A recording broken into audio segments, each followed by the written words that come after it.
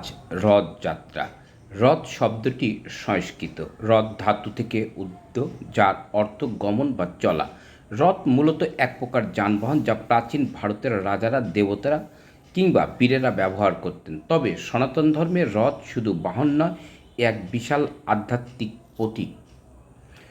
রথযাত্রার সূচনা হয় জগন্নাথ দেবের পূজাকে কেন্দ্র করে। বিশেষত উড়িষ্যার পুরীধামে প্রাচীন পুরাণ থেকে দারু বিগ্রহে নির্মিত জগন্নাথ, বলভদ্র ও সুভদ্রার রথে আরোহণ এবং গুন্ডিচা মন্দির যাত্রা এক অনন্য আচার, যা কৃষ্ণের বৃন্দাবন প্রত্যাবর্তনের স্মৃতি বহন করে। এই রথ টানাকে বলা হয় ভক্তির প্রকাশ, যেন ভক্ত নিজ হাতে ঈশ্বরকে হৃদয়ে আনছেন। রথ কেবল এক প্রকার যানবাহন নয়, এটি জীবনেরও প্রতীক। উপনিষদে বলা হয়েছে, শরীর হচ্ছে রথ, আত্মা হচ্ছে রথী, মন হচ্ছে সারথি এবং ইন্দ্রিয় রশি ও ঘোড়া। সুতরাং রথ হলো আত্মজ্ঞানের পথে এক প্রতীকী যাত্রা।